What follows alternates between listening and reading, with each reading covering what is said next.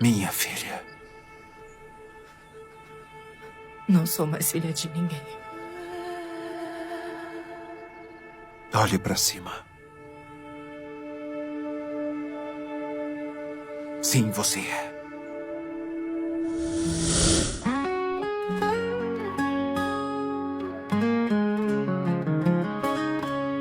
No silêncio do deserto, ninguém me viu chorar. Deus me tomou em suas mãos, começou a me moldar. No calor da provação, fui vencendo pela fé. Cada lágrima caída, Ele me deixou de pé. Foi no fogo santo que entendi que Ele nunca desistiu de mim. Na caverna Ele falou: Filho, eu sou teu redentor. Fui forjada pelo Espírito Santo, não foi à toa o meu pranto. Cada marca é cicatriz de quem não fugiu da raiz. O céu me viu de joelhos quando o mundo quis me calar, mas o vento do Espírito veio pra me levantar.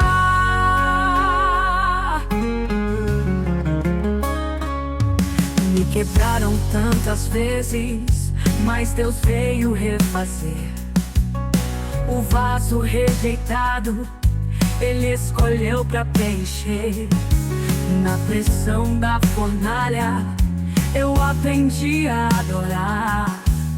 E mesmo em meio à guerra, não deixei de confiar. Foi no vale que ouvi: a promessa não morreu ali. Com o azeite me ungiu e nova força Ele me deu. Fui forjada pelo Espírito Santo, não foi à toa o meu pranto.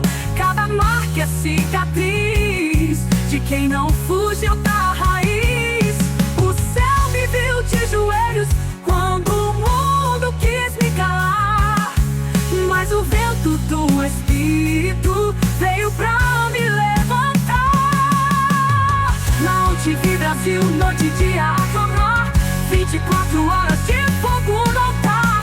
Quem assiste sente o céu descer, porque o Espírito está aqui pra te mover. Avante, povo de Deus.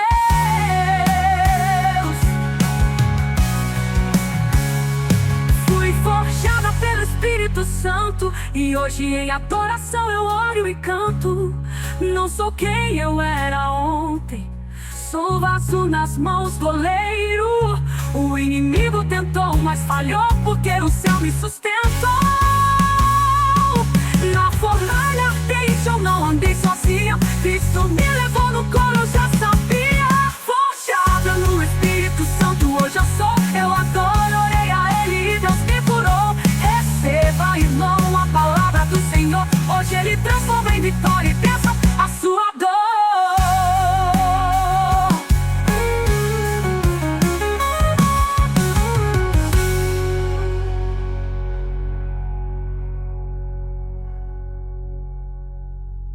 Minha filha. Não sou mais filha de ninguém. Olhe para cima. Sim, você é. Filha.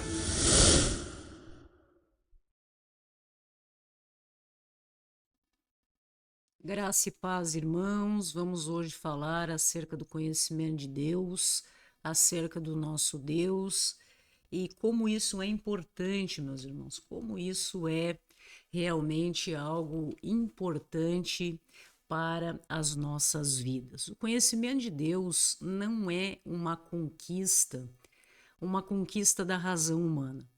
É, na verdade, uma condescendência da graça do nosso Deus, da graça divina que se revela ao seu povo como um Deus que age e que salva cada um de nós.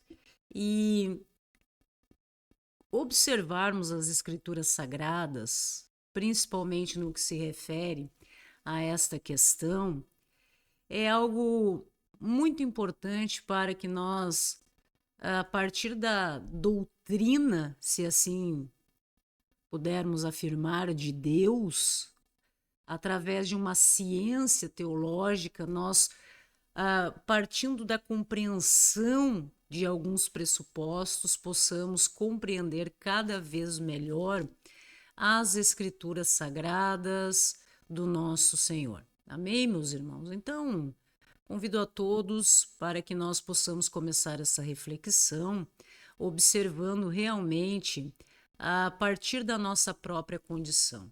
Podemos nós, ou pode o finito, aquilo que tem fim, não é mesmo? Ter um conhecimento, conhecer de uma forma suficiente ou infinito a essência do nosso Senhor, da sua palavra.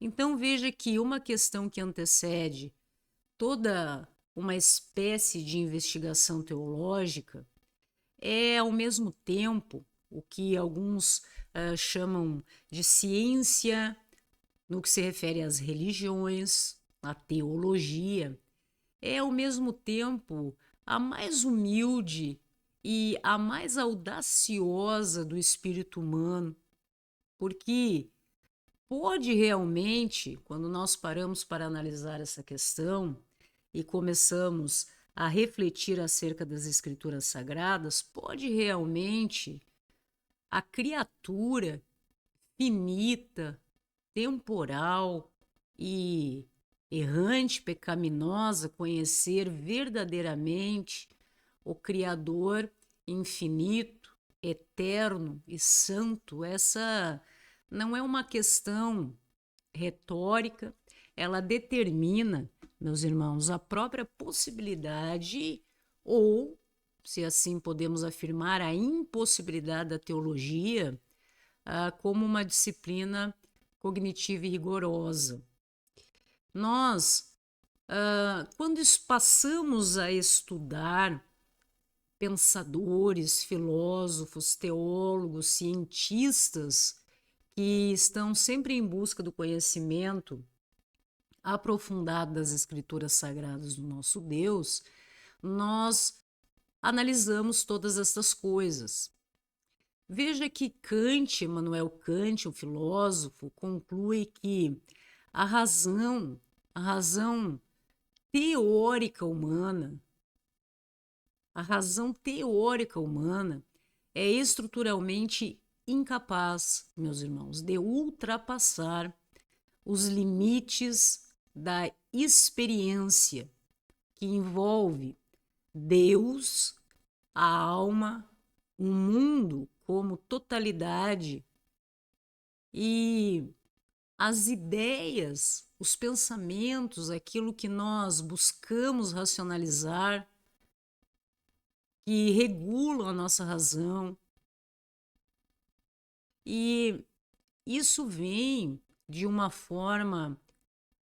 surge de uma forma mais evidente sobre a teologia protestante liberal do século XIX, levando pessoas a saírem dessa busca objetiva e mergulharem em um cenário para uma teologia no que se refere a uma experiência subjetiva. Uma resposta que nós compreendemos, entendemos dessa maneira, respeitando opiniões diversas, que tudo isso não começa com o ser humano, com as nossas capacidades, com a capacidade que o ser humano tem de conhecer o nosso Senhor, mas parte necessariamente do próprio Deus como um fundamento, como aquele que possibilita o conhecimento verdadeiro acerca do Senhor. É um Deus que se revela, independentemente da nossa capacidade. Por isso que nós observamos na prática pessoas que muitas vezes têm um conhecimento teológico muito importante, mas não observamos através desse ser humano o agir do Espírito Santo na sua vida. Não podemos contemplar a nós mesmos sem que o nosso olhar, seja qual for, se dirija para Deus, em quem nós vivemos, nos movemos. É Deus, é de Deus que realmente surge, emerge, ficam evidentes as dádivas notáveis com que somos adornados. João Calvino diz isso, não é mesmo? No seu programa de estudo epistemológico, confessional. Então, veja que quase toda a soma de nossa sabedoria, que merece ser chamada de verdadeira, sólida, consiste em duas partes. Calvino falando. O conhecimento de Deus e também o conhecimento de nós mesmos.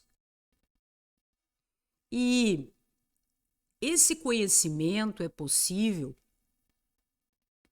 só é possível, não necessariamente porque a razão humana constrói, absorve, identifica, mas porque Deus realmente nos concede através da revelação de si mesmo, dos seus atributos divinos.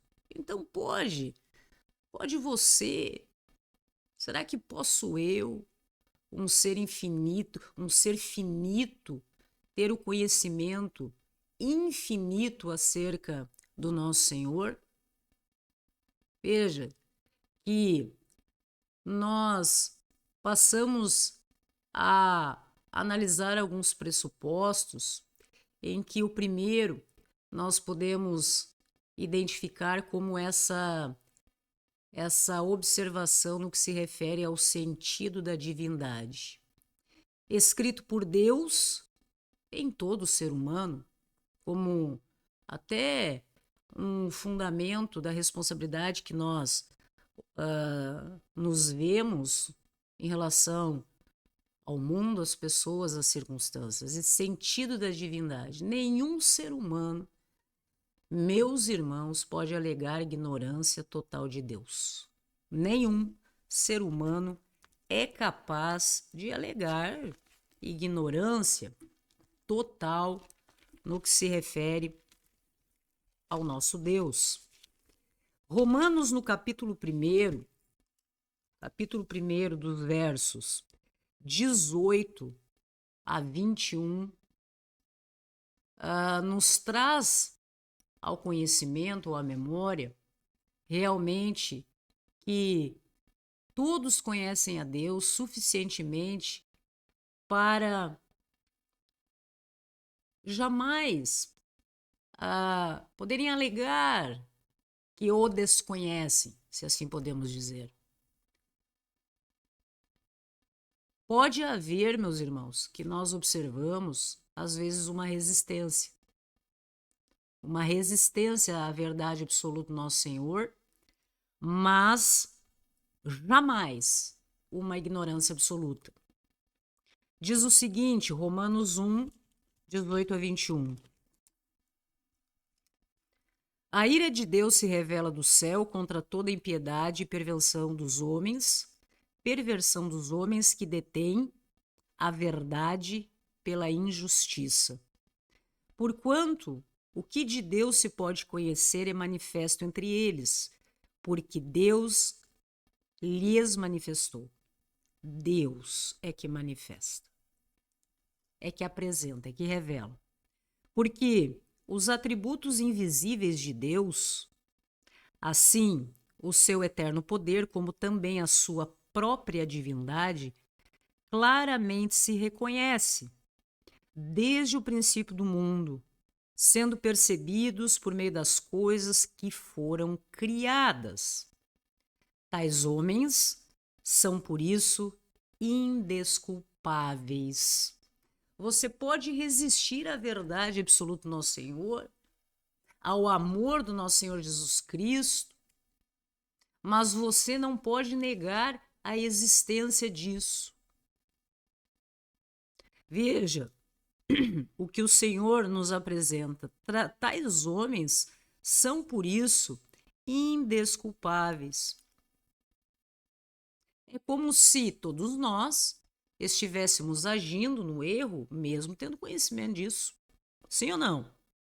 Porquanto, tendo conhecimento de Deus, não o glorificaram como Deus, nem lhe deram graças, antes se tornaram nulos em seus próprios raciocínios, obscurecendo-lhes o coração insensato. Muito importante. Anotem aí os nossos irmãos que estão acompanhando esse nosso projeto, ir em busca do entendimento da palavra do Senhor. Amém, meus irmãos? Então, veja que ao se revelar nas Escrituras, Deus se revela, nós observamos que Deus acomoda, se assim nós podemos dizer, a sua revelação, a capacidade cognitiva limitada de cada um de nós. Isso explica, e é muito interessante se analisar, a linguagem antropomórfica bíblica, sem comprometer a distinção metafísica no que se refere ao Criador e à criatura. E afirma a palavra do Senhor, meus irmãos, que o conhecimento humano de Deus é real e verdadeiro, mas sempre analógico, nunca exaustivo nem idêntico ao modo como Deus se conhece. Pode um ser finito, limitado, temporal, conhecer acerca da infinitude do nosso Deus? Deus acomoda-se à nossa rudeza, às nossas limitações. Mesmo mediocremente instruído, existem aqueles que não entendem o nosso Senhor em decorrência, muitas vezes, da resistência à palavra, a busca do entendimento do nosso Senhor, mas veja que é Deus que se revela aos seus filhos e se acomoda de acordo com a capacidade de entendimento de cada um de nós. E nós observamos o ser, o Criador, o Eu Sou, o nosso Deus, com atributos divinos que, quando nós vamos analisar dentro desse contexto da palavra do Senhor, que é a fonte da verdade absoluta, do que nós devemos ir em busca para saciar realmente a sede, a fome pela justiça, que é uma das questões que nós vemos mais evidente na nossa sociedade, que não tem justiça, né? É somente através da palavra do Senhor, por exemplo, que nós encontramos a fonte inesgotável, capaz de saciar eternamente aquilo que nós muitas vezes sentimos no que se refere à vida como um todo. E os atributos de Deus, meus irmãos, sejam incomunicáveis ou comunicáveis no que se refere ao Senhor, são realmente as perfeições, o que há de mais perfeito que as Escrituras predicam ao ser divino e que a tradição teológica, através dos tempos, vem buscando sistematizar e buscando se comunicar com cada um de nós adequadamente do que Deus é. Não são como partes de Deus. Nós veremos acerca dos atributos divinos, né? Não são partes de Deus. São o próprio ser, o nosso Deus, que se apresenta, se revela, descrito sobre aspectos distintos e necessários para a compreensão humana. Então, nós observamos Deus se revelando e se acomodando na mente dos seus filhos de acordo com as nossas limitações. Nós, sempre quando vamos estudar teologia, no que se refere aos atributos divinos, ficamos e temos um entendimento um pouquinho distorcido, alguns que dizem os atributos de Deus, mas se nós pararmos para analisar, na verdade, devemos pensar da seguinte maneira: Deus é o que seus atributos descrevem. Não necessariamente que ele tenha atributos, mas ele é realmente atributos que o descrevem.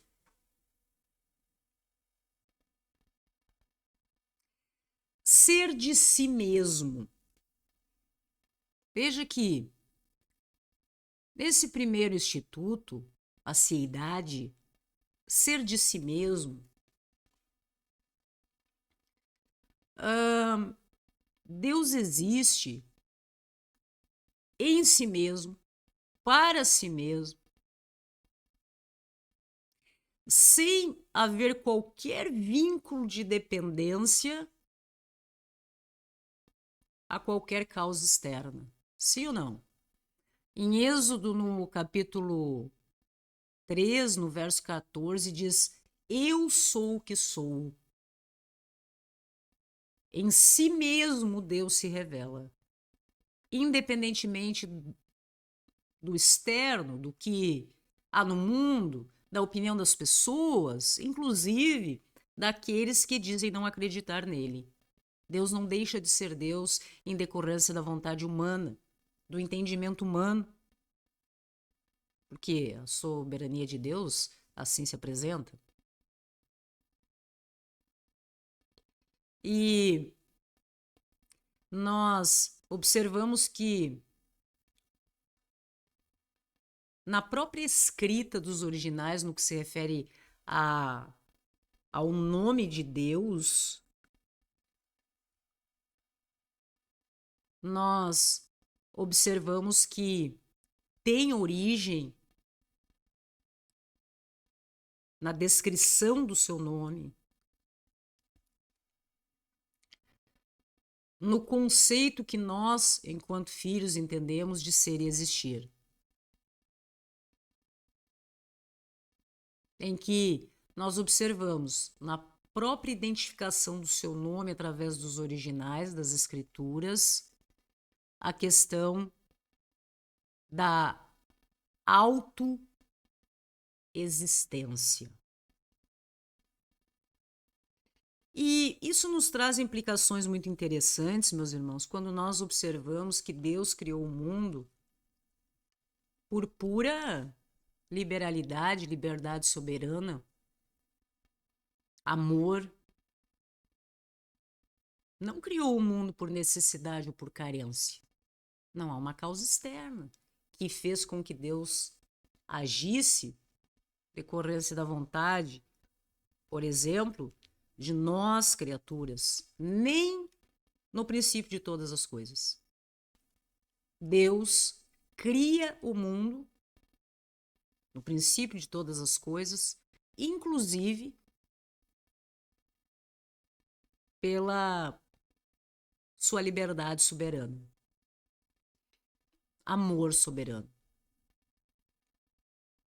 Outra implicação interessante que vem dessa independência absoluta do nosso Senhor é que nós observamos que o mundo vai se apresentando de maneiras diferentes no decorrer dos tempos, mas Deus, ele não é melhorado e nem diminuído pela criação ou pela redenção dos seus filhos. A condição de Deus se mantém intacta e absoluta. Agora, nós, enquanto criaturas, somos radicalmente dependentes de todo o seu ser, de Deus. Então, nós observamos, com base nessa condição de independência absoluta de Deus, que ele não precisa. Deus não precisa de nada fora de si mesmo para existir ou ser bem-aventurado. A criatura, a sua criação, nós, enquanto criaturas de Deus, não acrescentamos nada. Nada à plenitude infinita do ser divino, meus irmãos. E uma outra questão que nós observamos como atributo incomunicável, então, a seidade, a independência absoluta do nosso Senhor enquanto em si mesmo, também nós observamos como atributo incomunicável a imutabilidade e a impassibilidade. Deus, ele não está sujeito, meus irmãos, a nenhuma mudança em seu ser, perfeições, propósitos ou promessas. Eu sou o Senhor, não mudo.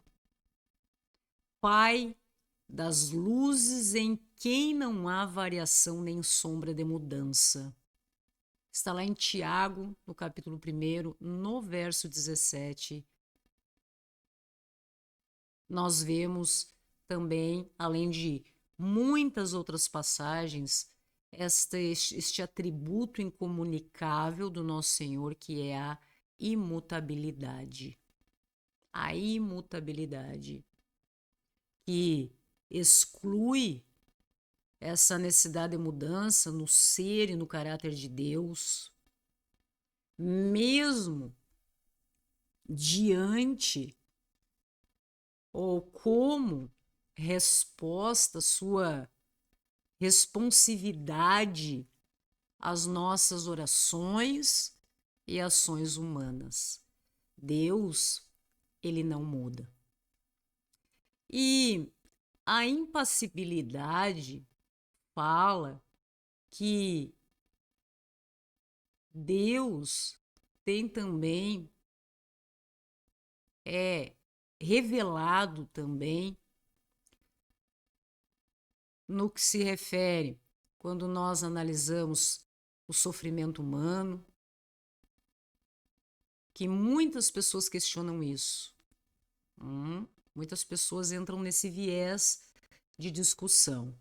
Veja que Deus, ele não está sujeito, meus irmãos, ele não está sujeito, o ser divino não está sujeito a paixões e a sofrimentos involuntários.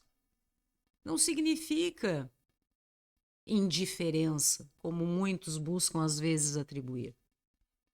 As pessoas, às vezes, em busca de um raciocínio lógico humano limitado e raso, tentam colocar sobre, mas nada muda, né, no que se refere à concepção de Deus, essa ideia. Como? Onde está o agir de Deus no que se refere ao sofrimento humano, por exemplo? Veja que isso não significa indiferença. Significa que as emoções divinas, se assim nós podemos utilizar um termo para que seja de melhor compreensão, elas são perfeitas, eternas. Elas não são reativas. Elas não mudam em decorrência da postura dos seus filhos. Deus ama de forma constante, Deus ama de forma perfeita e não é movido,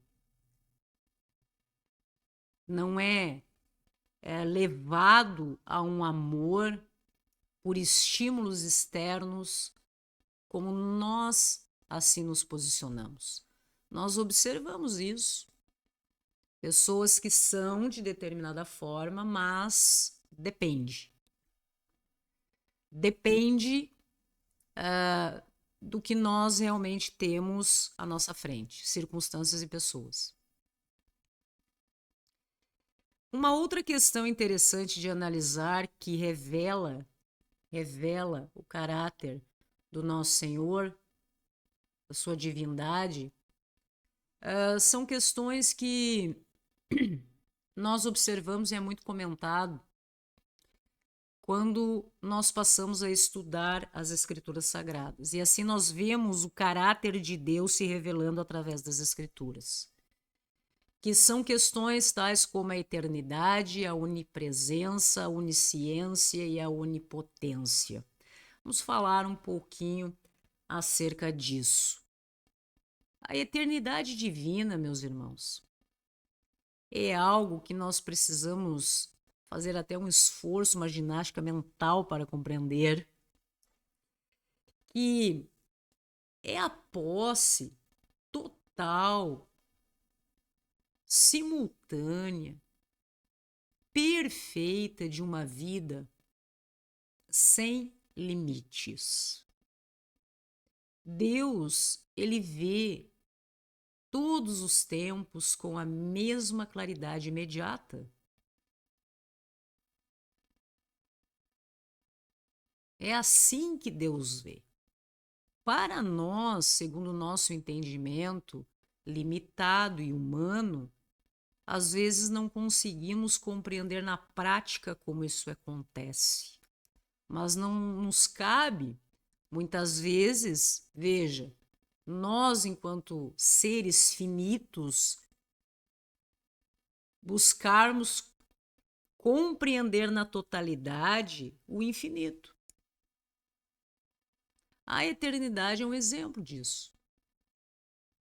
Essa claridade imediata que Deus vê todos os tempos, na eternidade, dentro do contexto do infinito, que realmente é o fundamento da sua onisciência do futuro. A onipresença. Deus, ele está inteiramente presente. É muito interessante isso. Nós precisamos compreender o contexto para analisar muitas vezes o que a palavra está querendo nos dizer. A onipresença, Deus inteiramente presente em todo lugar, ao mesmo tempo. E é claro que para nós e observamos muito isso quando as pessoas passam a discussões intermináveis acerca de determinadas coisas humanas, dentro de uma razão limitada, buscam compreender, mas esquecem de observar a essência do nosso Deus,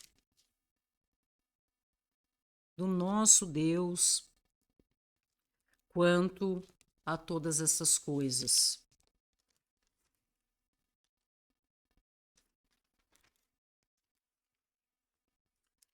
E estar presente, não é mesmo, meus queridos? Estar presente integralmente, o ser divino, o Pai, o Criador de todas as coisas, conhecedor a todo tempo, em todo tempo.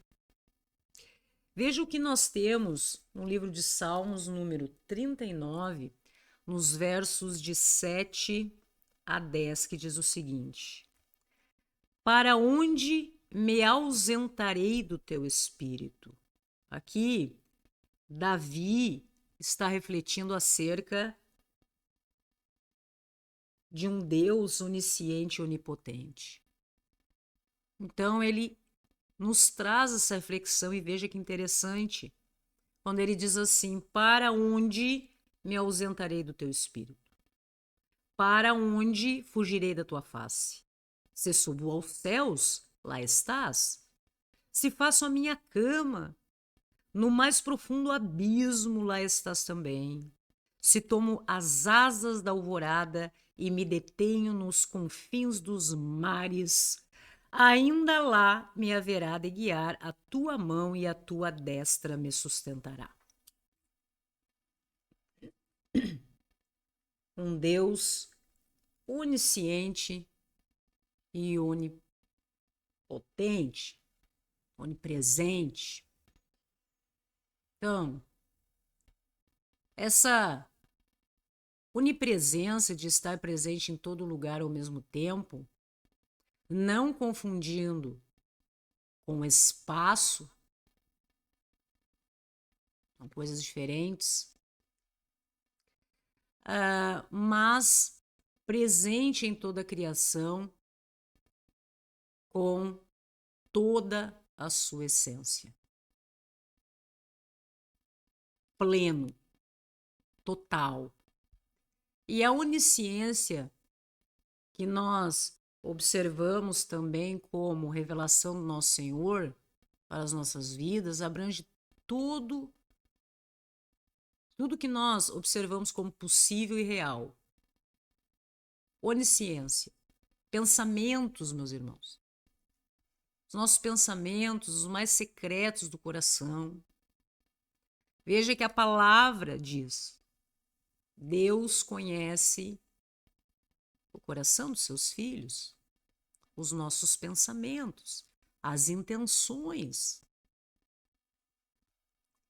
Então, veja que isso é interessante, crucial de se observar e analisar as nossas vidas no que se refere a esta soberania divina, da onisciência, estar presente e saber de todas as coisas, do íntimo da sua criação, porque muitas pessoas vivem uma ilusão de aparência e se colocando como a margem, a parte da responsabilidade humana que todos nós temos enquanto filhos de Deus. A onipotência, o poder de Deus no seu perfeito caráter, a onipotência,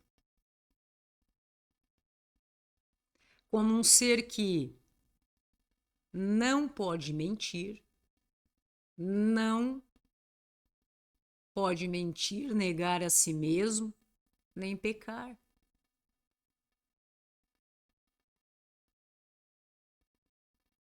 A perfeição do nosso Senhor no que se refere a todas estas coisas. Mas existem também, além destes atributos incomunicáveis, alguns atributos divinos que nós podemos analisar como comunicáveis.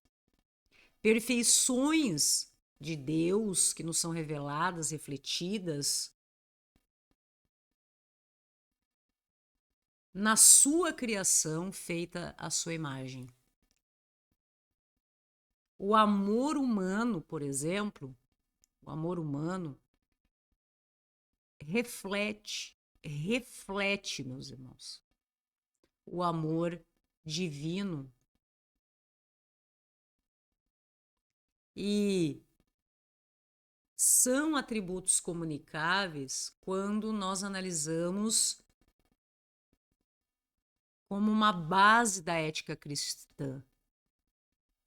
Levíticos, no verso 2 do capítulo 19, apresenta: sede santos, porque eu, o Senhor vosso Deus, sou santo.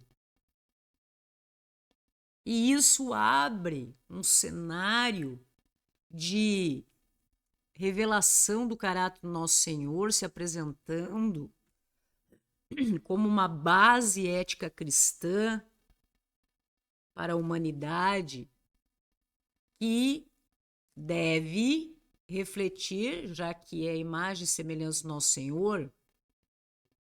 Nós vemos a santidade como algo que é um dos atributos, creio que, mais repetidos nas Escrituras. Santo, santo, santo. Quantas vezes nós estamos lendo uma passagem das Escrituras e observamos isso? A separação absoluta do mal e a dedicação da criação ao bem.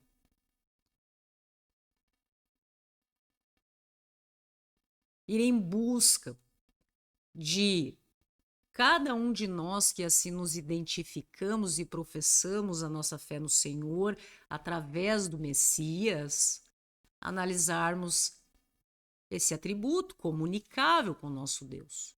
Reflexo, exemplo, vamos dizer assim, como cristão, uma vida cristã, uma base ética daquele que é a perfeição. O amor, Deus é amor. Sim ou não? Eterno, soberano, sacrificial. Que amor é esse? Eterno, soberano e sacrificial. Que nós analisamos. Não é mesmo, meus irmãos? E vemos como manifestação do caráter do nosso Senhor demasiadamente no decorrer das Escrituras Sagradas. Vemos isso. Deus prova o seu próprio amor para conosco pelo fato de ter Cristo morrido por nós, sendo nós ainda pecadores. Um exemplo desse amor eterno, soberano, sacrificial. Um amor incondicional, que não depende, meus irmãos, da amabilidade do ser amado, do quão amável nós somos. Deus nos ama nestes termos: eterno, como soberano, um amor soberano e sacrificial. Atributo comunicável e que nós devemos refletir enquanto base da ética cristã, a justiça. Deus, ele é absolutamente justo em todos os seus julgamentos, desde o princípio e assim no decorrer da humanidade até o dia da glória, inclusive no dia da glória, inclusive na eternidade atemporal. Então, a justiça retributiva garante que o pecado será punido. E muitas pessoas, e talvez essa seja a causa de tantos erros na humanidade, buscam fazer justiça com as próprias mãos. E esquecem do decreto divino no que se refere a tudo isso. A ira pertence a Deus. Então, aquele que conhece o coração, a mente, que ama e tem misericórdia dos seus filhos, também é justo.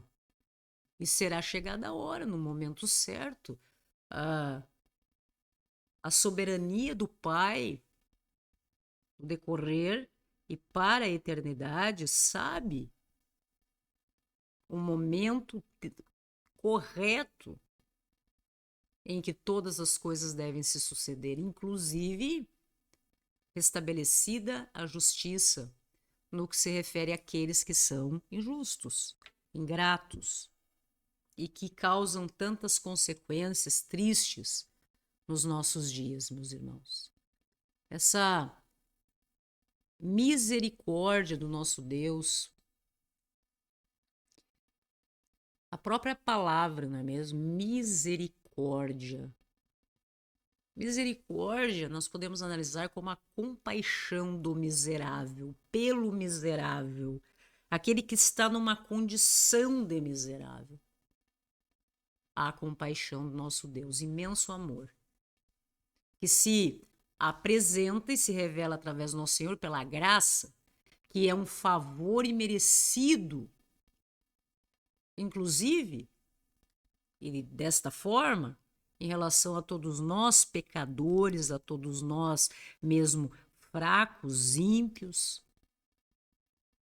A graça do nosso Senhor não é porque você merece que Deus tem misericórdia pelos teus erros e pela tua condição nesse mundo. É porque nós observamos essa compaixão do nosso Deus, mesmo quando nós estamos e nos encontramos numa condição de miserável, no erro, agindo, inclusive em contrariedade com a palavra do Senhor.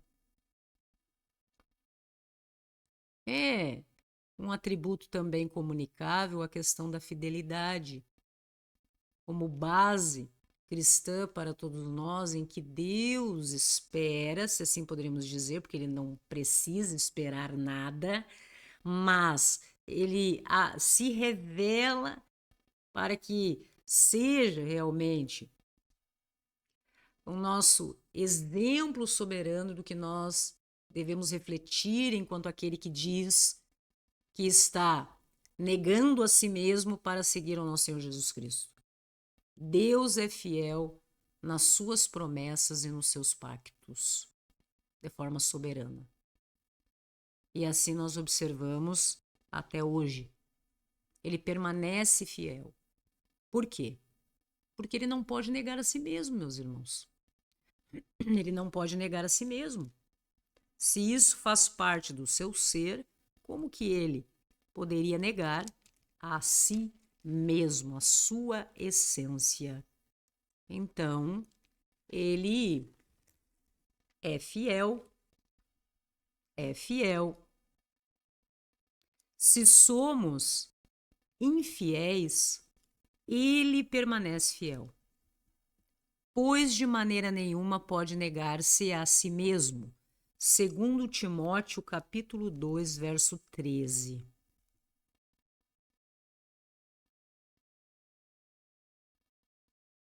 A base, a fidelidade é como base da doutrina daquele que busca perseverar, segundo a palavra, ser fiel a Deus, independentemente das circunstâncias, independentemente das tribulações, independentemente da sua condição, fidelidade. Deus é fiel o tempo todo. Se somos infiéis, como diz o verso 13 do capítulo 2 de 2 Timóteo, se somos infiéis, se não obedecemos se agimos em contrariedade com a palavra, ele permanece fiel, pois de maneira alguma pode negar-se a si mesmo.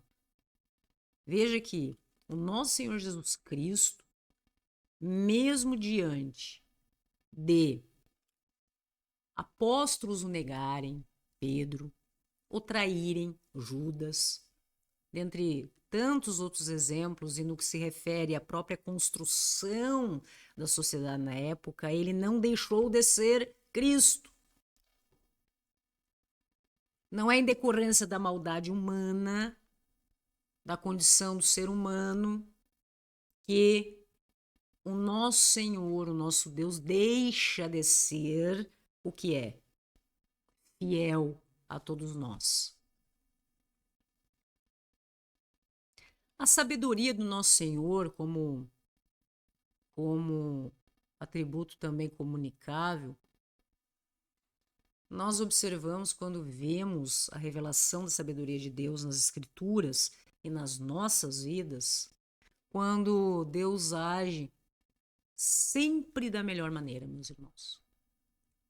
Não há quem diga, assim que passa o tempo e a maturidade espiritual encontra lugar nos nossos corações, que nós possamos dizer que aquilo que Deus permite, ou que nós vivemos nos nossos dias, não foi realmente um melhor resultado, quando nós agimos em concordância com a palavra do Senhor. O uso perfeito, veja a importância disso. É o uso perfeito de todo o conhecimento do nosso Senhor para propósitos perfeitamente bons. Lembrem que nós estamos falando acerca do nosso Deus. Não poderia ser diferente disso, meus irmãos. Na cruz, todos os atributos de Deus convergiram em perfeita harmonia. Na cruz, a justiça foi satisfeita, o amor foi expresso, a misericórdia foi derramada e a santidade foi honrada. Sim ou não, meus irmãos? Que exemplo, meus queridos, que nós precisamos manter constantemente na nossa mente, no nosso coração. A soberania absoluta de Deus é um dos temas que eu considero assim essenciais, porque a soberania de Deus que nos é revelada através do Senhor, na sua palavra e do seu Santo Espírito, é algo realmente que nos faz parar para pensar. Se existe um conceito, meus irmãos, que singulariza a teologia em todas as tradições cristãs, não há quem negue isso, certo? É a doutrina da soberania absoluta de Deus. Não importa a religião ou posicionamento teológico que você defenda ou assim busque implicar na sua vida. Não há negativa quanto à soberania absoluta de Deus. Em todos os domínios da realidade, da criação, da providência, da história, da salvação, da consumação dos dias, do propósito, a sabedoria de Deus absoluto, nosso Deus, é ponto irrefutável, que nós analisamos independentemente do viés teológico que você entenda fazer parte, se assim você se utiliza disso. Ou também, no que se refere estritamente à leitura da palavra do Senhor, não há como negar a sabedoria absoluta do nosso Deus. Amém, meus irmãos? Isso realmente é algo que incontroverso. Amém? Incontroverso. Isaías 46.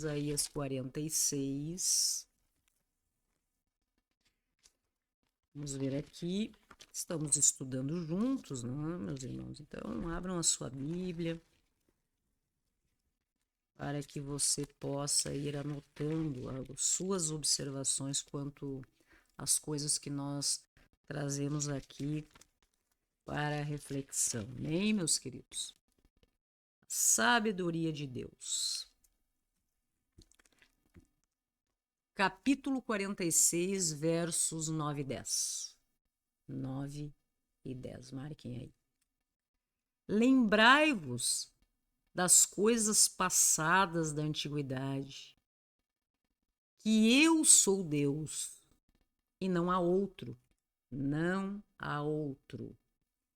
Eu sou Deus e não há outro semelhante a mim, sequer semelhante a mim, que desde o princípio anuncio o que há de acontecer e desde a antiguidade as coisas que ainda não sucederam, que digo. O meu conselho permanecerá de pé, farei toda a minha vontade. A minha vontade, meus irmãos, soberania divina. Eu sou Deus e não há outro. E assim declaro todas as coisas desde o princípio até o fim. Então, veja que ele age segundo a sua vontade. Há muitas questões que nós precisamos analisar no que se refere a isso, que são importantes e que muitas vezes, meus queridos, são objeto de muitas discussões que talvez, se as pessoas tivessem analisassem com cuidado a palavra do Senhor, as Escrituras, não se chegasse a tantas dúvidas. Livro de Efésios, capítulo 1, verso 11. Nele digo, no qual fomos também feitos herança. Atente-se para uma palavrinha aqui. Predestinados, segundo o propósito daquele que faz todas as coisas conforme o conselho da sua vontade. Novamente, predestinados, sua vontade. Interessante isso. A providência do nosso Deus, como expressão da sabedoria do nosso Senhor. Nós temos, meus irmãos, alguns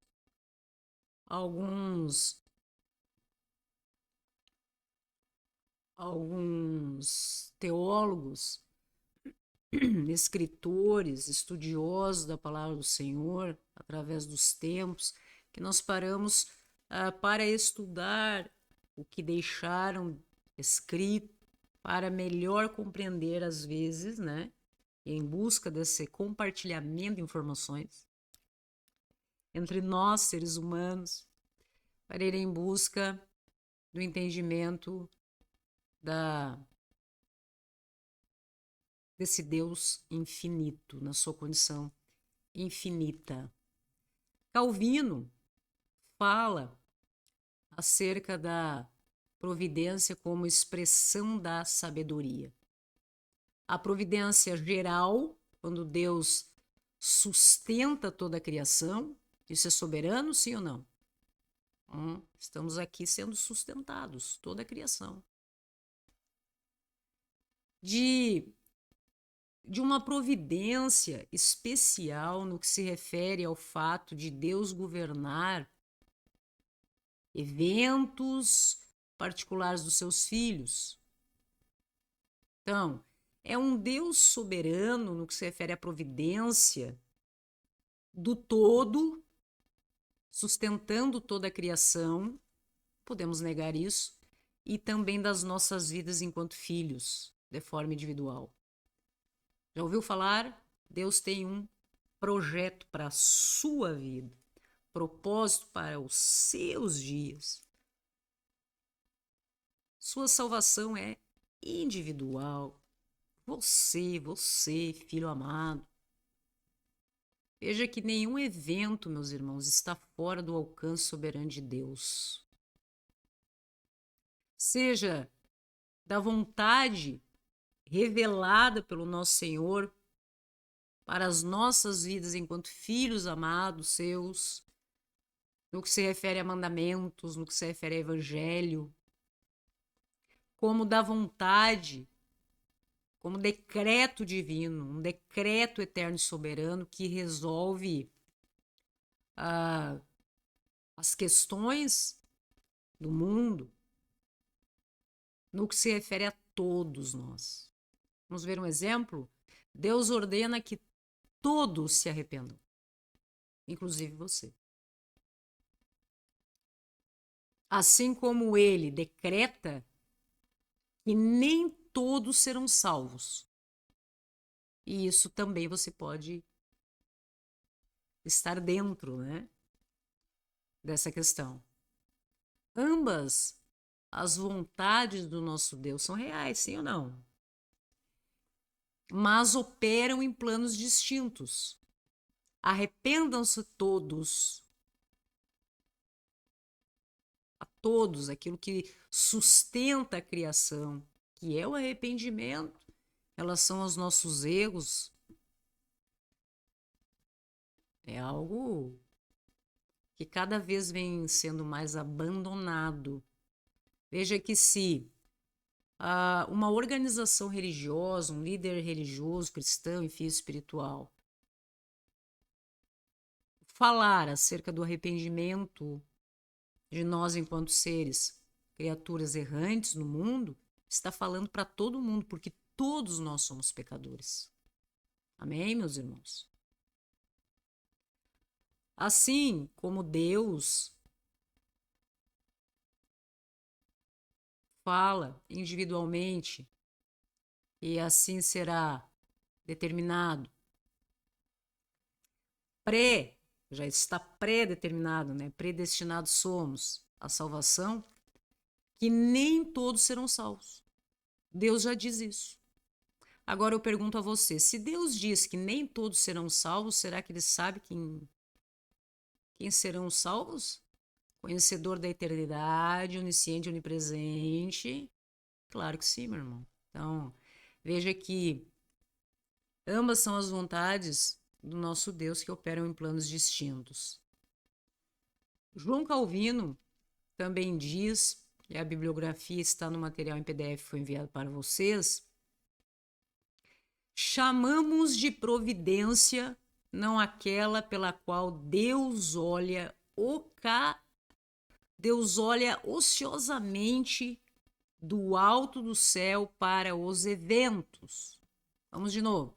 Chamamos de providência não aquela pela qual Deus olha ociosamente do alto do céu para os eventos, mas aquela pela qual ele sustém o mundo que criou, nutre e cuida de cada uma das suas criaturas, ou seja, do todo e individualmente. A base bibliográfica está no PDF que eu enviei aos irmãos, amém, meus queridos? Conforme os nossos estudos. ok? Bavinck fala acerca da soberania e personalidade divina. Argumenta que a soberania de Deus não é poder arbitrário de déspota, mas expressão livre, expressão pessoal do ser divino em toda a sua plenitude de santidade, de amor e sabedoria. Deus é soberano precisamente porque é pessoa, não uma força impessoal ou princípio abstrato. A soberania imparcial do destino pagão é o oposto do decreto soberano de Deus, trino e pessoal das Escrituras, meus irmãos. Está aí um ponto também que as pessoas às vezes levantam discussões e acabam induzindo pessoas ao erro. Barth fala acerca da soberania como graça. Então, nós vemos Calvino falando acerca da providência como expressão da sabedoria, vemos Bavinck falando sobre a soberania e a personalidade divina, e vemos Barth falando sobre a soberania como graça, convergência, né? E tensões, redescobriu corretamente a transcendência absoluta de Deus contra outros posicionamentos, quando ele escreve isso. Entretanto, a sua reformulação da eleição, Cristo como o eleito e o reprovado em uma única pessoa, implicando eleição universal, tensiona seriamente com a ortodoxia reformada clássica e levanta questões sobre o alcance real da soberania divina na salvação individual. Então, nós observamos que existe como se um quadro comparativo de pensadores da época que estavam analisando acerca da soberania de Deus e observando pontos de tensão no que se refere a determinados institutos. Então, nós observamos como base da sabedoria para Calvino um decreto eterno e soberano, para Bavinck como ser pessoal livre e para Barth como graça em Cristo. O instituto da eleição nós observamos Calvino como particular individual, Bavinck também, e Barth universal em Cristo. O que vocês acham, meus irmãos? A providência do nosso Senhor, Calvino entende como particular cada evento, Bavinck entende como conciliável com liberdade e Barth entende como, no que se refere à providência, Deus que se doa livremente. O problema do mal, meus irmãos, o problema do mal. O mal, Calvino entende como, analisando a sua obra, que nós temos referências bíblicas em anexo, que os irmãos têm, como uma permissão soberana, Bavinck como uma vontade permissiva e Barth como a cruz apresentada como vitória sobre o mal. Então, nós observamos Calvino analisando tudo mais de uma forma normativa, nós analisamos Bavinck também, um pouquinho mais enriquecido no que se refere a isso, e Barth como algo parcial, trazendo essa questão da eleição uma problemática que gera determinadas tensões. O que nós analisamos, meus irmãos, que às vezes as pessoas desconsideram e é importante que se fale, nós sabemos que as escrituras sagradas de Deus é essa que nós temos aqui. independentemente da sua condição enquanto cristão. Sim ou não? Sim. Única, inerrante, total palavra do nosso Senhor, verdade absoluta para as nossas vidas. Mas é muito importante, e é o que algumas pessoas desconsideram, não sei a razão. Pode ser que talvez por uma falta de tempo de adentrar nestes conceitos e analisar realmente para poder compreender. Quando estão lendo as escrituras sagradas, né, com uma tendência arminiana ou calvinista. Porque muitas distorções que nós vemos na prática do evangelho, na vida das pessoas, vêm da falta desse entendimento. Então, existe uma disputa no que se refere ao tema da soberania reformada e no que se refere ao entendimento arminiano. É um conflito, meus irmãos, importante de analisar, porque ele fala acerca da natureza de Deus e da salvação. Veja que o arminianismo transfere, atente-se, meus irmãos, a determinação última da salvação do decreto soberano de Deus para a decisão livre do pecador. Aquilo que as pessoas falam acerca do livre-arbítrio, sim ou não? Às vezes eu pesquiso ciências das religiões, a gente frequenta um culto que nós vemos que tem uma tendência arminiana, outra calvinista. E às vezes nós vamos num culto que observamos que aquele que está ali falando não tem posicionamento nenhum, está perdidinho entre uma coisa ou outra. Um pouco fala sobre livre-arbítrio, um pouco fala sobre predestinação, que Deus já determinou, daqui um pouco que a pessoa é que escolhe. Então veja que isso leva aquele que está ouvindo a uma confusão. E nós servimos a um Deus que não é de confusão, meus irmãos. Então, quem busca e assim defende, meus irmãos, pelas suas razões de entendimento, que nós devemos analisar Deus, a sua palavra e a prática do evangelho nas nossas vidas, sob a tendência arminiana, nós observamos essa transferência. A determinação última da salvação do decreto soberano de Deus, você está salvo ou não, para a condição daquele que é o pecador, uma decisão livre em que ele decide ser salvo ou não. John MacArthur identifica o problema central. Ao fazer, atentem-se, a fé pré-condição da regeneração, ok? O arminianismo pressupõe que o pecador morto, né, em delitos e pecados, ele possui recursos espirituais para voltar-se a Deus. Como assim?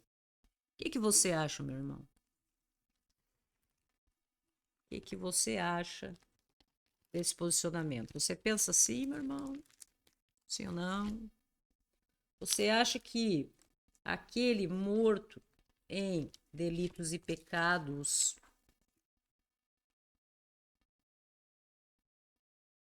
possui recursos espirituais suficientes, necessários para voltar-se a Deus? O que você acha, meu irmão? É uma discussão que muda muitas vezes e de forma importante exatamente a questão de como as pessoas entendem a palavra do Senhor, muitas vezes dentro das igrejas. Você é capaz, através do seu esforço, na força do seu braço. Isso procede, meus irmãos? Ou é Deus?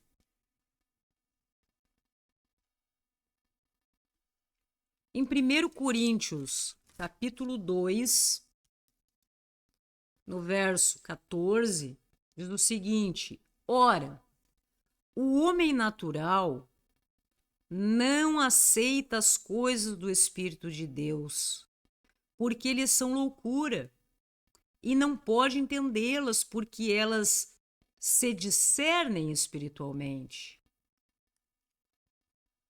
Então, é capaz de alguém morto em delitos e pecados possuir recursos suficientes e necessários para voltar-se a Deus? Se a salvação do homem depende, em última análise, assim diz Charles Spurgeon, se a salvação do homem depende, em última análise, do homem, então Deus não é soberano. O homem que é. E se o homem é soberano em sua salvação, então a glória da graça pertence ao homem e não a Deus. O que vocês pensam a respeito disso, meus irmãos?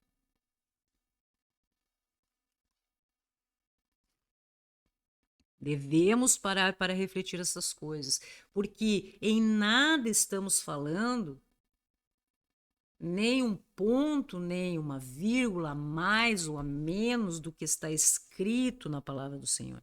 É isso que nós buscamos estabelecer.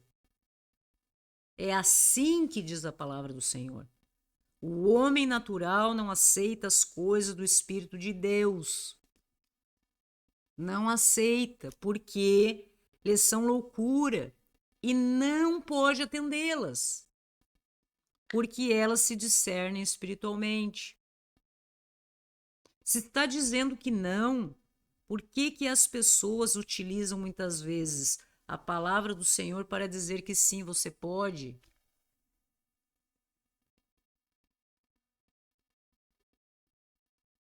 Assim como nós observamos determinadas organizações que buscam levar o entendimento da palavra do Senhor para que os irmãos estejam em comunhão e colocar em prática os evangelhos do nosso Senhor Jesus Cristo, que fazem uma confusão importante. Nós não servimos a um Deus de confusão. Há a possibilidade de nós estarmos única e exclusivamente vinculados à palavra do Senhor, se a palavra do Senhor diz que é assim, e pararmos nós enquanto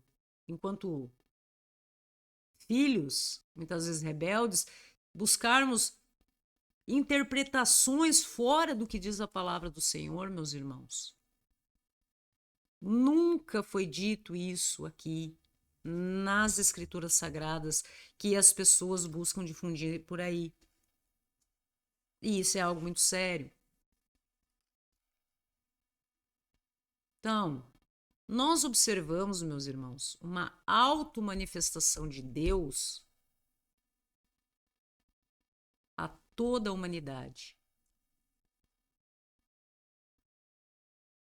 Não há como negar. A automanifestação de Deus, porque é Ele que se revela, porque se nós, pelo nosso próprio raciocínio e razão, não teríamos condição de compreender como seres finitos que somos a infinitude da essência do caráter de Deus, mas Ele se revela de acordo, buscando responder às nossas limitações. A automanifestação de Deus a toda a humanidade se apresenta através da criação, providência.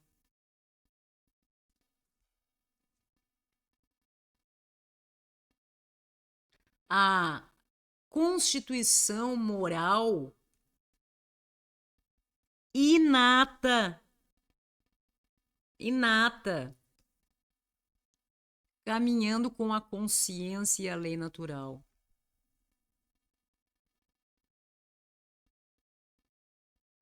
O governo providencial de Deus sobre todas as nações, sim ou não? É universal, é contínuo.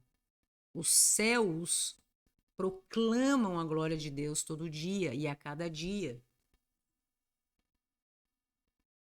Não há linguagem nem palavras, a sua voz não se faz ouvir.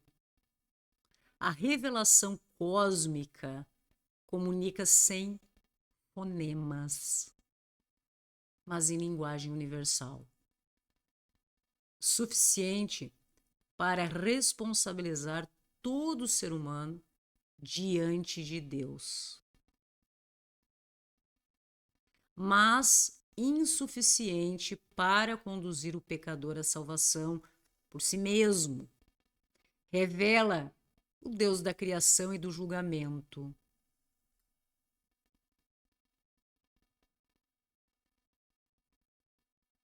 Agora nós observamos quando Deus se revela de forma especial, quando Deus se apresentou, se revelou de modo particular, progressivo, redentor ao seu povo, à sua criação ao longo da história da salvação. Inclusive através da encarnação do Logos eterno. Particular, progressiva revelação e conclusiva em Cristo e nos apóstolos.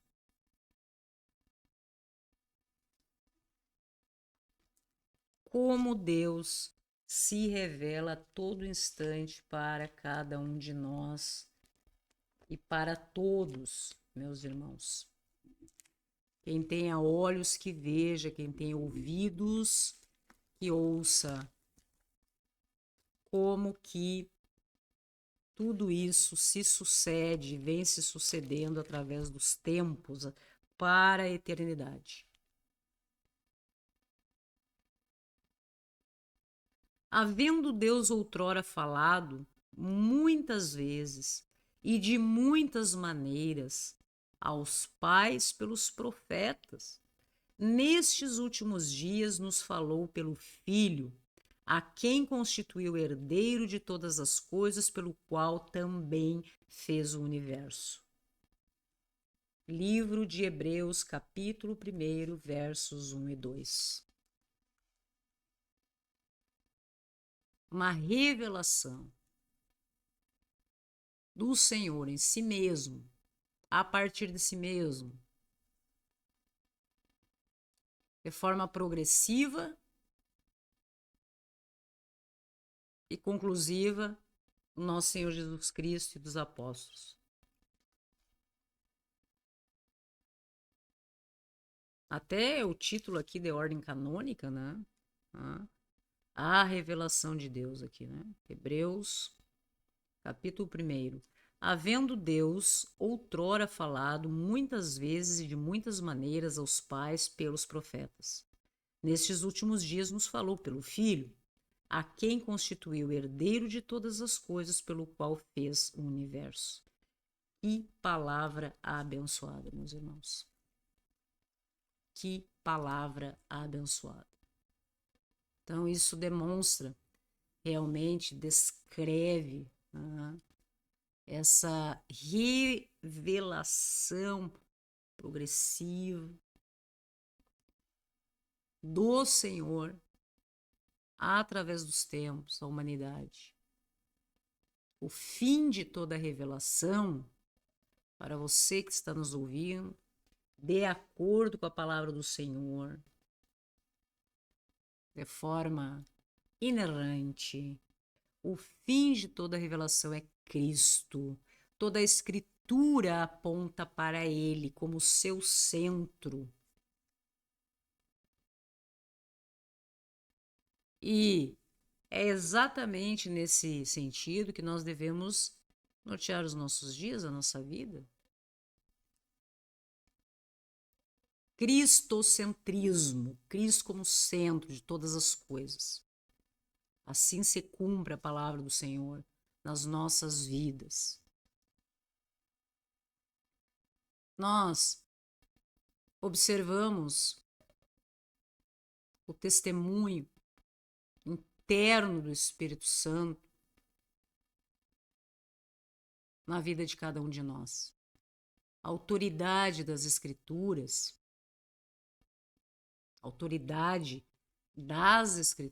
muitas vezes nós analisamos assim. A autoridade das Escrituras muitas vezes é intrínseca, certo, meus irmãos?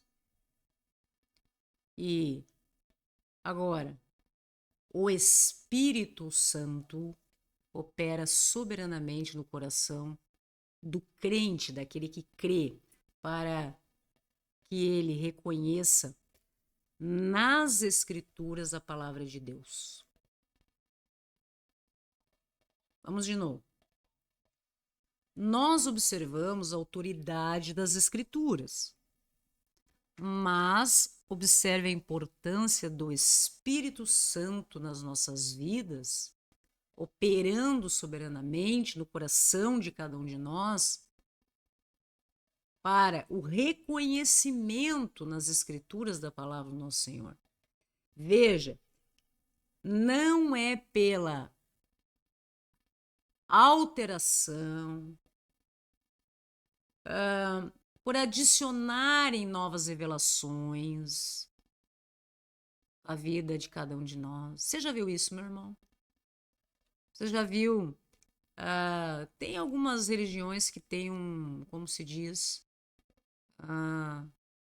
poderíamos dizer, linhas doutrinárias, mas alguns se utilizam inclusive de um evangelho próprio, em que dizem que precisam acrescentar algo além do que está aqui.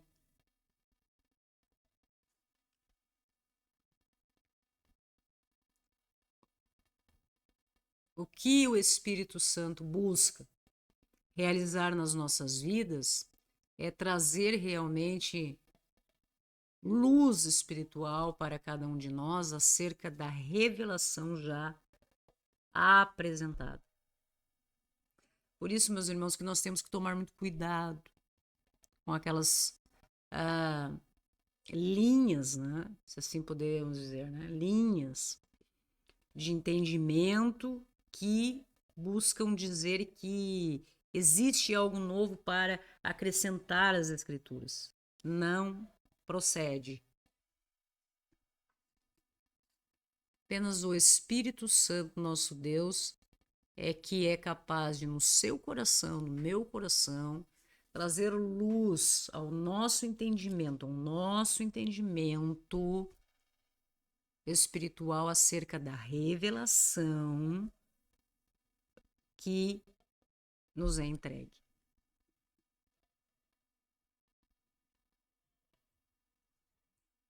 Isso é algo muito sério. Sim ou não?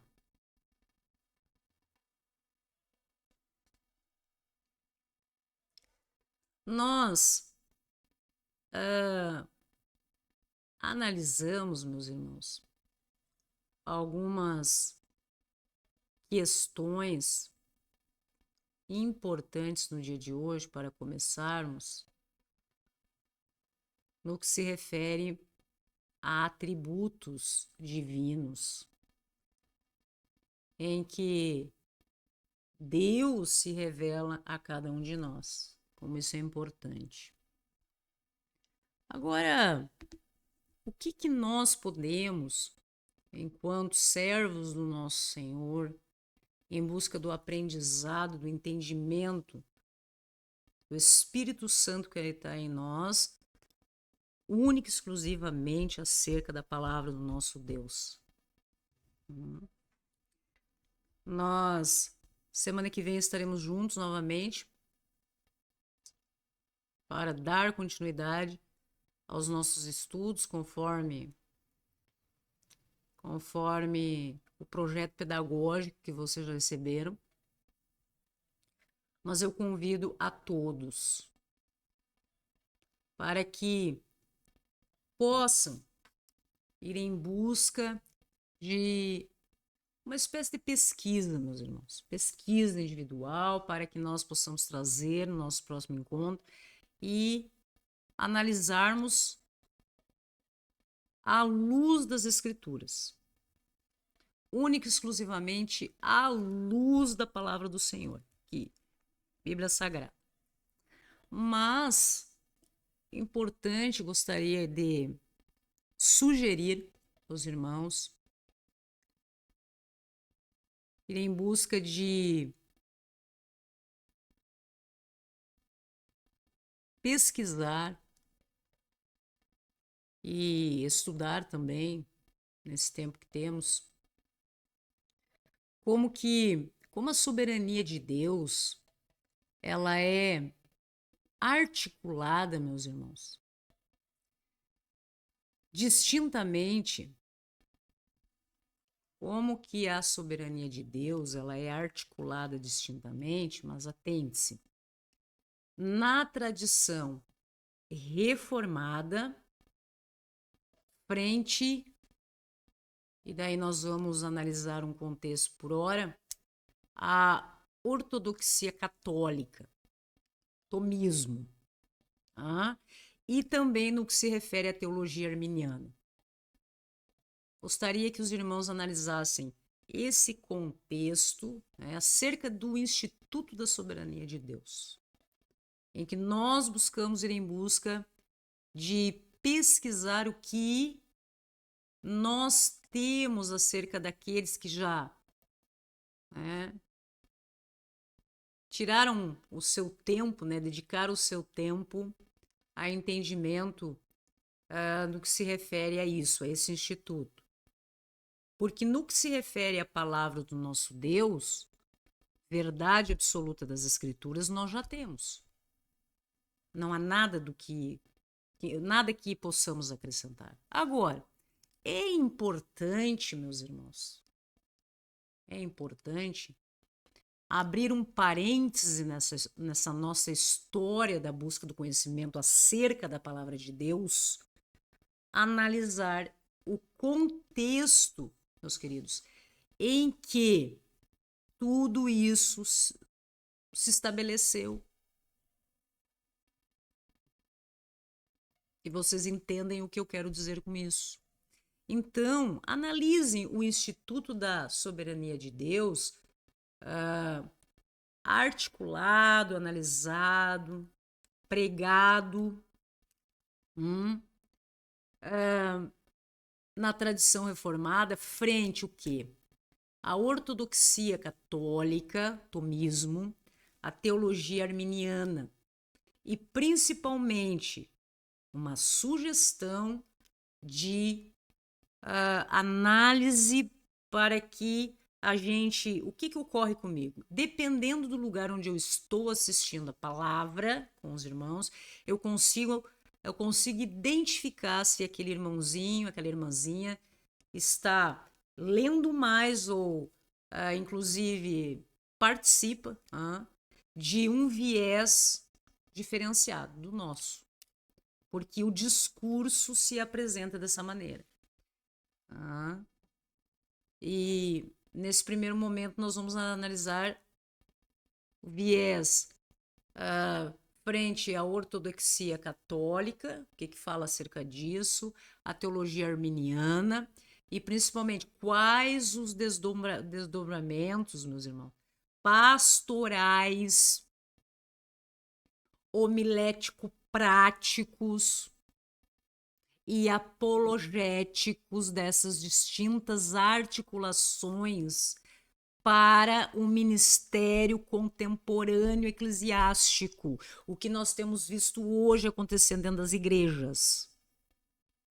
Então, os irmãos podem parar o vídeo, anotarem, apesar que quem tem o PDF já recebeu essa proposta de estudo, nesse tempo que nós levaremos até o nosso próximo encontro, para estudar as escrituras sagradas e analisar o contexto em que nós estamos inseridos. Certo? Se nós estivéssemos, né, estamos falando do Brasil, se nós estivéssemos inseridos em um outro contexto, meus irmãos, provavelmente eu estaria sugerindo uma outra análise, né? Tá? Outra análise. Mas, como nós estamos falando do Brasil, os irmãos que estão aqui conosco, eu solicito e venho sugerir para que nós possamos adentrar e aprender a discernir. Porque, então, quando você observar um discurso, uma pregação, algo você conseguirá identificar com o auxílio do Espírito Santo no seu coração e em você qual a tendência daquilo, da palavra que está sendo dita. E quando nós conhecemos o terreno onde nós estamos pisando, nós conseguimos compreender, distinguir o nosso posicionamento, que é estritamente bíblico, de acordo com a palavra do Senhor, do que diz as Escrituras Sagradas, de discursos considerados contemporâneos, atuais, o que está sendo dito aí fora, meu irmão? Porque às vezes a gente fica estudando a palavra, indo em busca do entendimento, e a gente se depara, na realidade, na prática, o que vem sendo distribuído por aí. Qual a semente que vem sendo plantada no coração das pessoas. E nós que temos um entendimento que busca a compreensão através do Espírito Santo de Deus, o nosso único e suficiente mediador, que é o nosso Senhor Jesus Cristo, ao nosso Deus, e nós buscamos compreender a palavra do Senhor, única e exclusivamente através das Escrituras Sagradas de Deus, nós não podemos estar, assim como o exemplo é dito, não podemos esquecer de nos revestirmos da armadura de Deus nesta luta, nesta batalha espiritual que nós enfrentamos todos os dias. E principalmente porque vocês que já acompanham os nossos estudos aqui, no nosso grupo no Telegram também, nós estamos juntos aí, já sabem que nós já temos o conteúdo e já sabem que a questão será cada vez mais séria, uma análise mais séria, mais de compreensão exatamente da palavra do Senhor, independentemente de qualquer coisa. Mas existem conceitos e que nós observamos que às vezes possa ter servido como base para a tua construção teológica, que nós precisamos olhar cuidadosamente. Porque, querendo ou não, nós somos influência do meio, meus irmãos. Se você teve uma criação católica, provavelmente você tem um entendimento da análise das Escrituras, da mesma palavra de Deus, ok, meus irmãos? Mas com um viés diferenciado daquele que analisa as Escrituras Sagradas com os olhos de quem frequenta uma denominação religiosa de cunho arminiano, diferentemente daquele que frequenta uma organização religiosa, uma igreja de viés da teologia reformada, como aquele que, calvinista, como aquele que seja, por exemplo, muçulmano. E nós estamos aqui, única e exclusivamente, para a honra e para a glória do nosso Deus, para irmos em busca da palavra do Senhor, única e exclusivamente. Mas eu creio e confio na capacidade de cada um de nós, de juntos nós conseguirmos discernir, porque eu quero ter a liberdade de conversar com vocês, olhando assim, olho no olho, e vendo você falar. Quando você começar a falar o seu entendimento sobre algo, Por exemplo, soberania de Deus. Vamos discutir, por exemplo, sobre salvação. Você acredita que você é salvo ou não é salvo? Você acredita que através das suas escolhas poderá ser salvo? Eu já consigo identificar em que realidade a tua construção teológica se estabeleceu, meu irmão. Então eu poderei conhecer realmente qual é o embasamento que você está me trazendo, para que a gente possa construir junto, né, ou desconstituir determinadas realidades que não venha ao caso para o nosso estudo único e exclusivamente acerca da palavra do nosso Deus. Certo? Então, é importante que todos nós estejamos aqui no mesmo nível de entendimento. Tá? Não estou aqui dizendo, neste primeiro momento em que nós estamos conversando, que o viés do entendimento acerca das escrituras sagradas que você segue, posso dizer isso, esteja certo ou errado agora, nesse primeiro momento que nós estamos conversando. Mas, com certeza, meus irmãos, no decorrer dos nossos estudos, eu creio que o Espírito Santo irá trabalhar em você, irá se revelar a você através das escrituras sagradas do nosso Senhor e se apresentar a você sem mácula,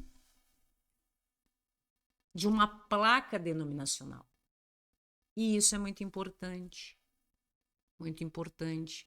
porque inclusive eu creio, meus irmãos, algumas ressalvas, creio que muitas das distensões, confusões, problemas na nossa sociedade e principalmente no meio religioso decorre da falta disso. Em que as pessoas vêm defendendo mais uma placa da sua organização religiosa, do seu CNPJ, do que a palavra de Deus. E para que aqueles que vão estar conosco aí, no decorrer dessa caminhada, é importante que já saibam que eu não concordo. Sintam-se acolhidos, sejam todos muito bem-vindos, mas eu não concordo que uma placa denominacional de qualquer igreja esteja acima da palavra de Deus. Eu não concordo que o entendimento pessoal em decorrência do ambiente em que essa pessoa tem o seu conhecimento teológico esteja acima do que diz a palavra de Deus. Então, aqui o que nós buscaremos é um estudo diretamente acerca da palavra de Deus. E daí eu digo, independentemente da placa denominacional que você faça parte. Eu entendo que não haverá conflito em nós realizarmos um estudo único e exclusivamente com base nas escrituras. Mas é importante que os irmãos saibam distinguir isso. Certo? É o Espírito Santo que irá falar com você. Independentemente da organização religiosa, CNPJ que você faça parte.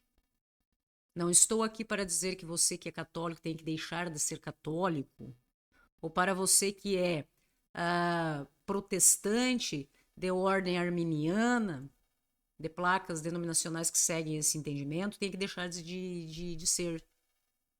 Eu não tenho que dizer o meu irmão que ele tem que deixar de ser alguma coisa. Agora, me cabe aqui, e esse é o meu posicionamento, trazer a palavra do nosso Senhor. E todo aquele que tenha ouvido que ouça, não a mim, a palavra do Senhor, e assim determine o seu proceder. E todos são muito bem-vindos nesse contexto, meus irmãos. Então, dificilmente vocês irão observar no decorrer dessa caminhada discussões envolvendo nomes de organizações religiosas, de igrejas, né? Ou nomes de pastores, ou nesse sentido. O que nós vamos trabalhar muito aqui é acerca da igreja primitiva, porque assim é o que aparece nas Escrituras. A igreja primitiva. No mais, vamos estudar as igrejas, as cartas, né, de Paulo, referindo-se às igrejas, né? Mas hoje em dia, por isso que eu sugeri esse viés de pesquisa no que se refere ao ministério eclesiástico contemporâneo, porque é o que nós mais vemos hoje. A cada esquina, um grupo que se dizia de uma determinada denominação se dissolve, por razões que nós veremos aqui, e na outra esquina coloca uma outra placa e segue em frente de acordo com o seu próprio entendimento. E aqui nós não vamos analisar as Escrituras segundo o nosso próprio entendimento. Nós estamos em busca da revelação de Deus a partir dele, pelas razões que nós já falamos agora. Somos muito limitados, meus irmãos. Somos fracos. Somos incapazes de, como ser finito que somos, compreender um ser infinito, supremo, atemporal, através da nossa razão limitada, de uma forma integral e plena como seria necessário. Mas nós estamos em busca dessa compreensão. E eu creio que seja por isso que vocês também estejam aqui conosco. E a única coisa que eu peço é que aqui todos cheguem sempre revestidos pela armadura de Deus e nenhuma outra. A única armadura que nós aceitamos aqui juntos, digo ao meu lado, né? Na construção do conhecimento da palavra do Senhor, que se revela a nós, é a armadura de Deus, nenhuma mais. Nós precisamos compreender isso, inclusive quem ainda não sabe, não tem estudado acerca da armadura de Deus, faça isso para compreender. Porque quando eu utilizar essa expressão, né, que acontece, nós estamos em um grupo e assim na sociedade também, nós vemos pessoas muito revestidas de opinião. Muito revestidas de opinião e muito pouco revestidas da armadura de Deus. Em tudo que isso quer dizer. E que fica de tema de casa para os irmãos pesquisarem acerca disso, certo? Então, nós vamos ver, avaliar, convido a todos e sugiro essa análise, esse estudo individualizado para que depois nós venhamos aqui e possamos tirar as nossas dúvidas e construir o nosso conhecimento. Eu creio que isso, quando nós analisamos o paradoxo dessas questões que eu sugeri para estudo, nós analisamos implicações concretas na prática ministerial. Estou falando com pastores, estou falando com pessoas que buscam, muitas vezes, né, ensinar, pregar, auxiliar no trabalho missionário. Então, preciso ter esse cuidado. Como que essa questão da graça soberana, da soberania de Deus, todas essas questões que nós vimos aqui acerca dos atributos pelos quais Deus se revela a cada um de nós, sejam atributos comunicáveis ou incomunicáveis, como isso reflete nas questões que eu sugeri para que os irmãos, então, abram as suas Bíblias, busquem, pesquisem, para que nós possamos, né, caminhar, né, nessa caminhada aí de entendimento do Evangelho. Ok, meus irmãos? Aos que estão nos assistindo pela OnTV Brasil, você está na OnTV Brasil, 24 horas ligado em você, a sua emissora de TV na internet. Aos irmãos do Instituto Teológico Brasil, um excelente tempo aí de aprendizado, raciocínio, que o Espírito Santo esteja sobre todos vocês nessa caminhada e também sobre a minha vida, na condição de estarmos juntos aí, meus irmãos, todos juntos, ninguém solta a mão de ninguém, todos nós buscando o entendimento das Escrituras Sagradas do nosso Deus. Graça e paz a todos e até a próxima. Minha filha. Não sou mais filha de ninguém. Olhe para cima. Sim, você é.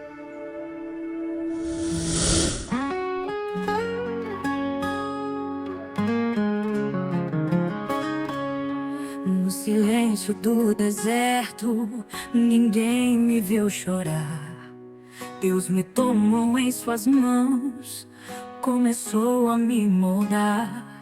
No calor da provação, fui vencendo pela fé. Cada lágrima caída, Ele me deixou de pé. Foi no fogo santo que entendi que Ele nunca desistiu de mim. Na caverna Ele falou: Filho, eu sou teu redentor.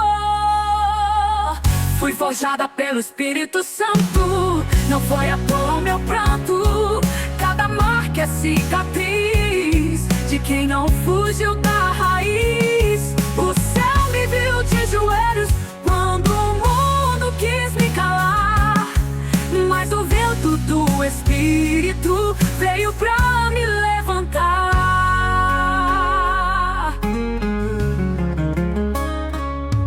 Me quebraram tantas vezes, mas Deus veio refazer. O vaso rejeitado, Ele escolheu pra preencher. Na pressão da fornalha, eu aprendi a adorar. E mesmo em meio à guerra, não deixei de confiar. Foi no vale que ouvi: a promessa não morreu ali. Com o azeite me ungiu e nova força Ele me deu. Fui forjada pelo Espírito Santo, não foi à toa o meu pranto. Cada marca é cicatriz de quem não fugiu da raiz. O céu me viu de joelhos quando o mundo quis me calar, mas o vento do Espírito veio pra me levantar. Na UTV Brasil, noite e dia a clamar, 24 horas de fogo no altar. Quem assiste sente o céu descer, porque o Espírito está aqui pra te mover. Avante, povo de Deus.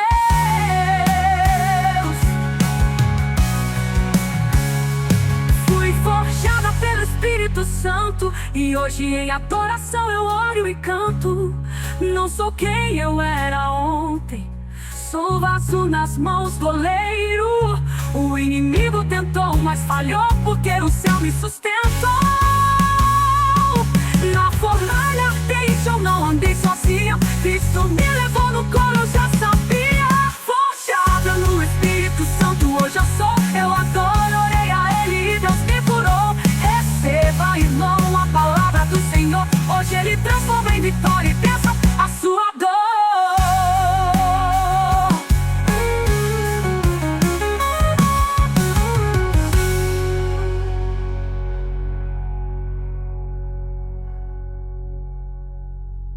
Minha filha. Não sou mais filha de ninguém. Olhe para cima. Sim, você é. Filha.